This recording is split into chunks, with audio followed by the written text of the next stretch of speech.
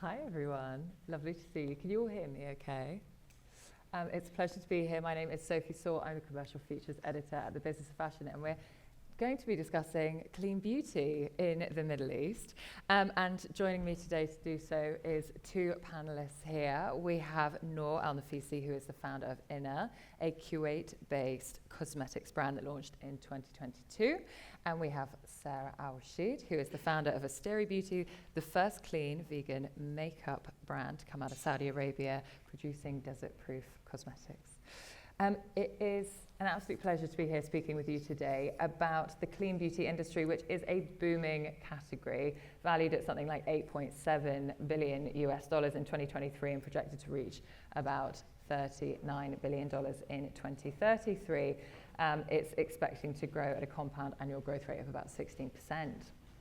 Now, its popularity is in part due to an increasingly discerning consumer base, mindful of what products and ingredients they're putting on their skin, practice very much driven by a scrupulous younger generation coming up. We were talking about this, and we'll get into it in a bit more detail, as well as transparency. As well as an increased amount of transparency around products on social media as well.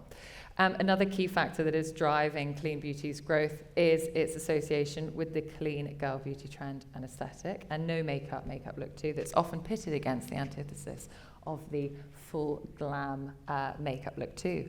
So clean beauty is really growing in the Middle East. Just this week, BOF's beauty arm, the Business of Beauty, published an article about how international beauty brands associated with the market are very much vying for this space. So the likes of Say, Ilia, Kosas, they're all launching in the region at Sephora Middle East. So firstly, we want to just really get into the idea of what clean beauty is, because it's actually quite a vague term due to an absence of regulatory frameworks that really could help govern and define what clean means. Some people suggest that it's about non-toxic products, others say it's about organic and natural ingredients. So I want to really kick us off by understanding from the two of you, what does the term clean beauty mean to you and by extension your consumer base? Perhaps Sarah, will start with you. Thank you for having me first. I'm Sarah al-Rasheed, the founder of Asteri. And as you said, it's very confusing. Nowadays, the clean beauty trend is not something that's regulated. So for us at Asteri specifically, we define clean beauty with products that are skin friendly and environmental friendly. Mm-hmm. So non-toxic chemicals, such as microplastics, carbon, things like that, and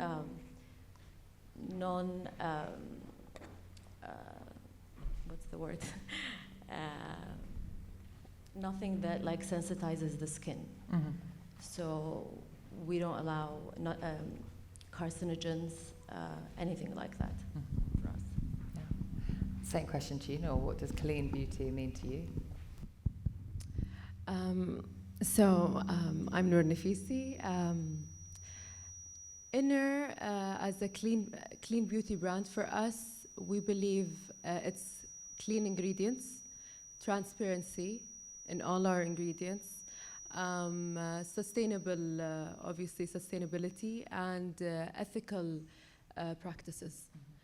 Mm-hmm. Clean ingredients, as Sarah mentioned, yes, non-toxic substances, sustainable sourcing, nothing harmful for your skin, everything that feels good and actually is good for you. As for transparency, obviously we have to list everything we have in our products just to avoid any misleading claims, you know. For sustainability, I talked about it before, you know, sustainable sourcing, eco-friendly packaging, and so on and so forth. And as for ethical practices, you know, cruelty-free, ethical labor practicing and such. So yeah, basically I think we are on the same page in terms of, you know, what we have as clean beauty. Yeah, absolutely. And what kind of demand are you seeing for clean beauty from the consumer base in the Middle East? Like, what is it that's really driving the interest in your product in that category? I think international trends are reaching us. So the younger generation are more focused on sustainability and on clean beauty. But on the other hand, also the older consumer is interested in products that are, let's say, easier on sensitive skin and that's not harmful. Are you seeing a similar? Definitely the awareness, I think. Nuha Nabil before me was talking about, you know, the Gen Z and the millennials and what they have in mind and what they see, and their awareness is just magnificent. You know, they're aware at such a young age and they want all what's there for them. And for you to offer that to them, you want the best of the best. Like we all have kids, or for me personally, who you know, if they're getting into the makeup industry and if they're going into like skincare, you want to offer the best, clean, safe, you know. So I think it's the same idea. It's just the awareness and all these trends coming in. Yes, these kids, they want to get into it today. So how are you educating your end consumer and these kids that are wanting to know more about the products? Actually, for us, there's several different points. Like we showcase them in our, obviously, you know, it's in our brand DNA, it's in our brand identity. So we have to show it through even our packaging. Obviously, we also state a lot on social media. We educate on social media, and we've been using all these platforms to educate our consumers, to educate, you know, our audience, whoever is interested. And we also believe in point of sale, actually, you know, to have a direct conversation with our consumer there while, you know, selling certain products, telling them, you know, giving them pointers, telling them how this might feel and why it's good for you. You know, mainly these are the main points, I mean, where we try to educate. Yeah. And in terms of point of sale as well, so you have now 4 retail stores, predominantly in Saudi Arabia, soon to open. And one in Kuwait, just opened. Yes, very exciting. And can you tell me a little bit then about how it is in terms of this communication and dialogue with your end consumer through social media, through your retail stores? How is it that you're approaching that dialogue? I mean, we really value transparency. So again, on our website, we have the blacklist that we don't allow in our formulas. In our store, we make sure that our customer journey always involves explaining everything about the brand, about our desert-proof concept, and about what clean means for us, about how we're vegan, cruelty-free, how sustainable we are. We're also on our journey now to get the B Corp certification, so we're on our last stages. Hopefully, in a month's time, we'll be announcing it officially. Looking forward to seeing the announcement of that as well. And also, as a key part of your product too is that your products are desert-proof, as you describe it. So it's very much catering to the consumer in the region. How is it as well that you are sort of looking to, I don't want to necessarily say the word compete, but I suppose whilst there are all of this international brands that are vying for market share in the clean beauty market here, how is it that you are differentiating yourself as a brand from the region, for the region? Okay, first of all, as I said, we're desert proof, which means our products are high performing in extreme weather and extreme heat and dryness. I'm a Saudi woman, an Arab woman, and I know what the Arab woman needs. So our shades, our formulas are basically made for us by a woman from us. So I think that gives me fair competition to the new brands coming in. Yeah, absolutely. So I also wanted to understand a little bit from the two of you too in terms of where you potentially see the clean girl makeup, no makeup aesthetic, and whether you can see that increasingly coming into the region in terms of the makeup looks that are tending to be utilised and leveraged. I'll start with you, Noor. Do you see this change? Yes, definitely. I mean, it's getting so much momentum. As we said, we talked about how trends come from Western side to us. And we've noticed that, again, because of the awareness that's happening. Everyone is on social media. Everyone is on the internet. We see that everywhere. So everyone wants to be the, you know, minimal sort of, you know, clean makeup look. We also have local brand developments that have been, working into whether it's clean makeup or even skincare. And then we have the demands of consumer who all wants to go into sustainable and wellness brands.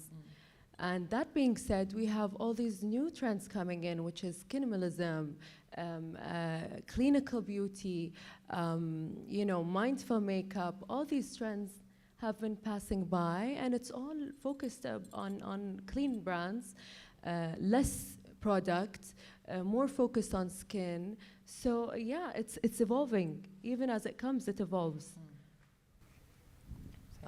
So for me, I think that the change also in culture is helping a lot in that, specifically in Saudi.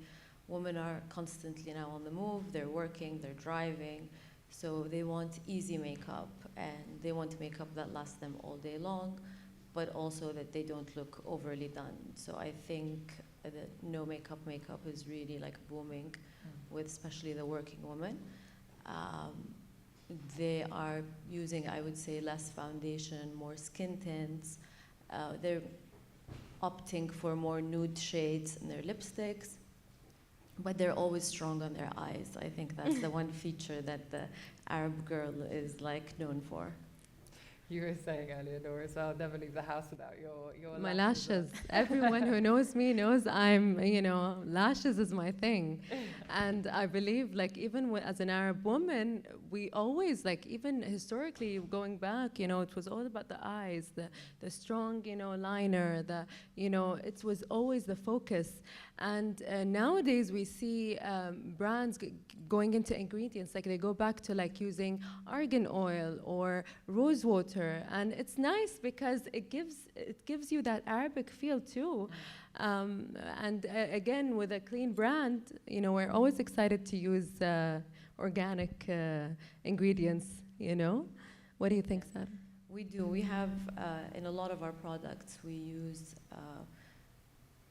I would say ingredients that are inspired specifically also by Saudi. So we have moringa oil in our foundation.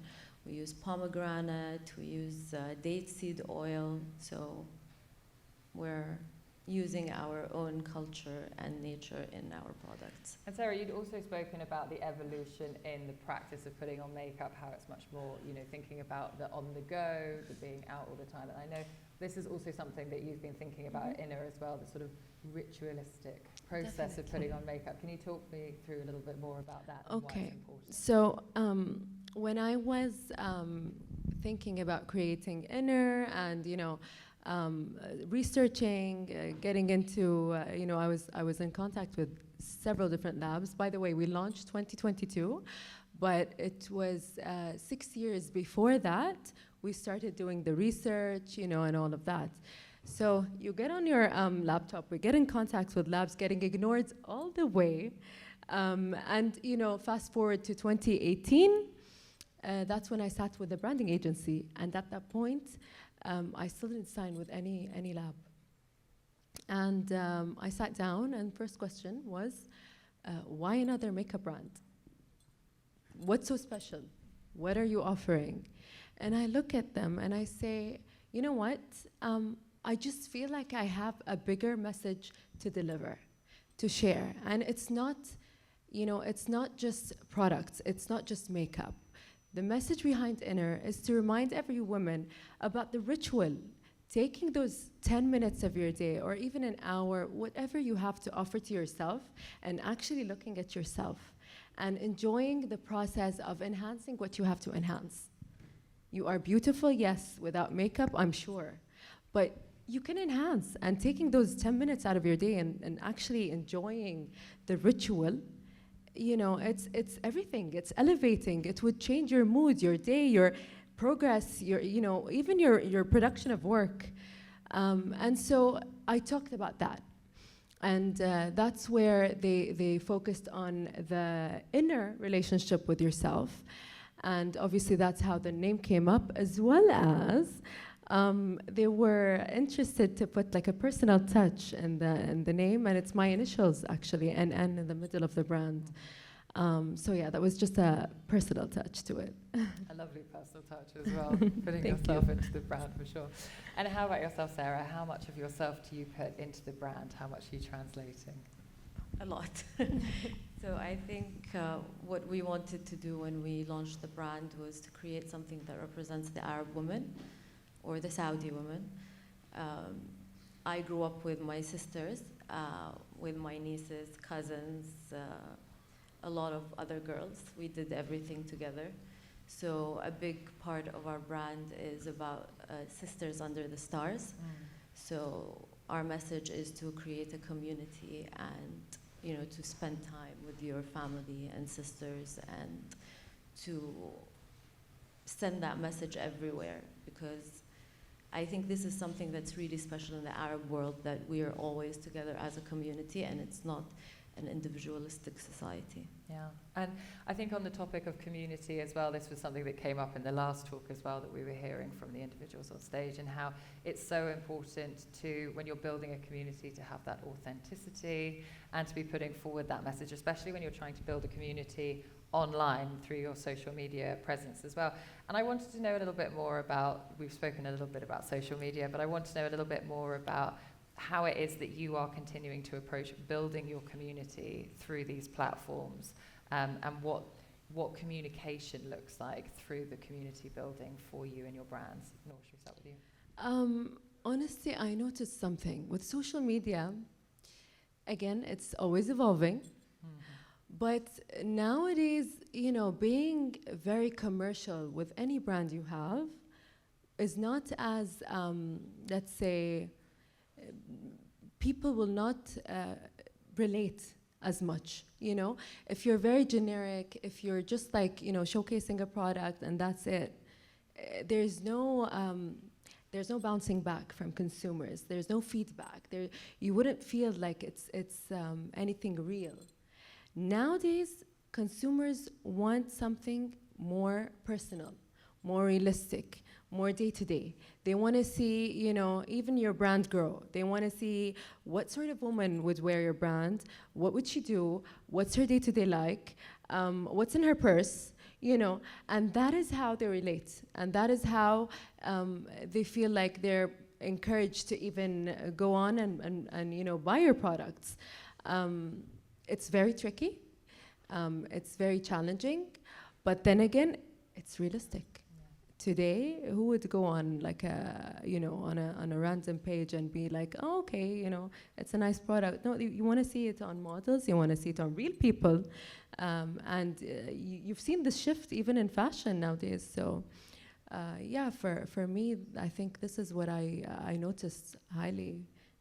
And Sarah, how about yourself? How are you cutting through the noise and really reaching that end consumer?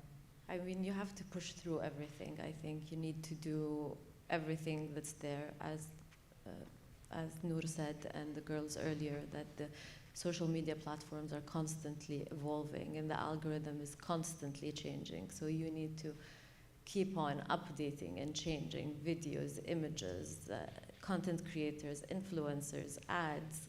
So it's, I think, a cycle of everything. You have to do everything together to make sure that your message goes out there.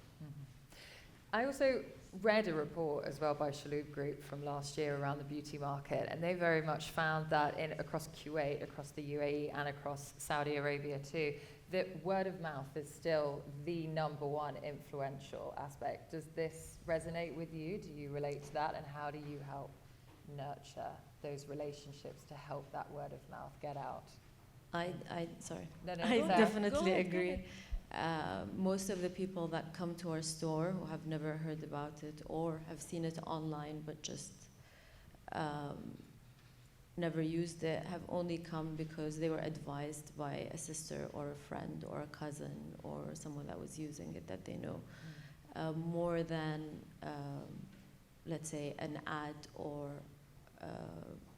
something that they saw in a magazine. And I think it's because there's, as you said, there's a lot of noise nowadays, so people no longer trust one aspect. So they want to see multiple steps before they get into using a product.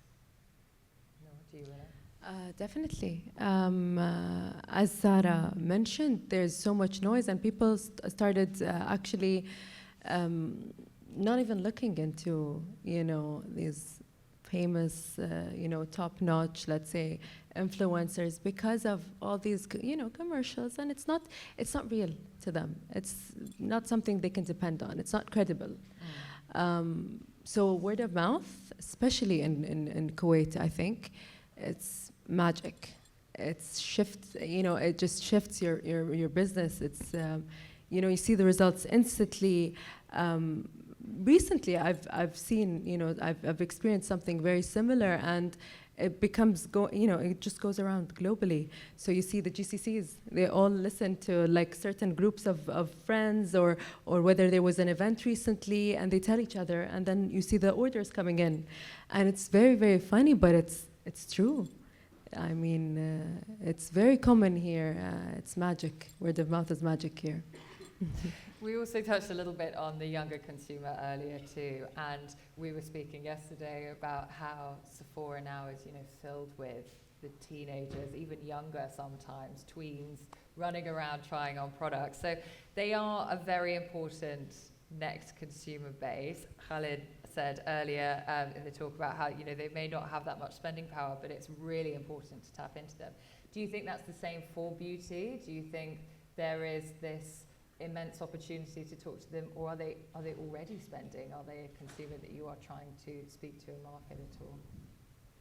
I think they already are.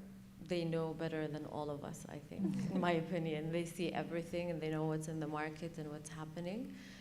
I think the tweens are more into skincare now and probably lighter makeup, but as they grow up, I think it's important to always include them in your messaging, because you want to build that loyalty from a young age.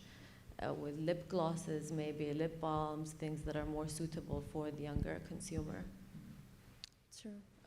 I think, as Sarah mentioned, yes, you want them from a very a young age, but they're already consuming everything. They're in it. I'm telling you, you'd go to like a Sephora store and you'd see them and they know what to get. Sometimes I'd sit there and stare and see what they're trying to, run after. And as I mentioned, because of these trends that are coming in, yes, they're very excited to be on it. So whether it's skincare, whether it's makeup, and I noticed it started with skincare, and it slowly went into like a foundation, a light foundation, a BB cream, or you have like a glow, some sort of glow, or some sort of lip tint, and so on. But yeah, they're there. There they are. There they are, and there they are to stay as well. So just to finish off, I want to understand a little bit from you about your wider aspirations for the business. Obviously, Noor, you started Inner in 2022, and Sarah, you started Asteri in 2023, so only last year. What's next? So today we have 4 stores in Saudi, 1 in Kuwait, a few more coming in the GCC, and hopefully expanding more. We want to be, honestly, the global authority of like Arab beauty and desert-proof beauty. We want to have a store in London, in Paris, in Europe, and Asia. So that's global, our plan. Big global expansion, essentially. That's our plan. Yeah, absolutely. And how about yourself? As for us, we're so young, so we're hoping for, starting with the GCC mainly, and then probably going, to Europe and then to the States, because there's something that I mentioned. I have partners that are in the States, and there was a huge discussion with where the brand might go, where we want it to go. Personally, I feel like because we started here, I'd prefer going GCC first. So later on, we might get into skincare. It was always on the table. So that's another, that's another goal we might be working towards. Yeah, expanding into more and Skincare. more categories outside of that. Definitely. And Sarah, do you have other categories on the horizon? Yeah, we have plans for skincare, hopefully launching 2025, mid towards end. We're already finalizing the formulas, so working on that. And maybe in the future, other categories that we're not going to announce today. Watch the space. Watch the space, Watch exactly. the space.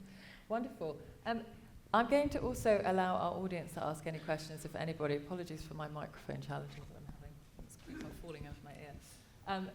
I'm going to hand over to anybody in the audience who may have some questions for our panelists. If you could raise your hand if you do so. Hello, yes. You're going to need a microphone. There's one coming on.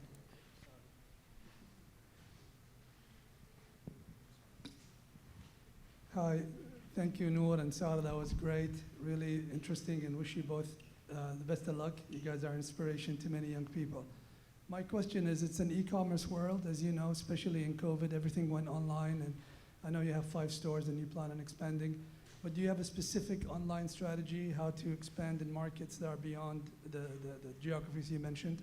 Yes, of course. So we're online currently. We already sell to Europe and the UK and the GCC and Arab world, but we have our marketing and strategy is focused in the GCC for now, but as we are growing 2026, we have online plans to online strategy for expansion in Europe, UK. The one thing that I would say is a bit difficult with beauty is the trial aspect.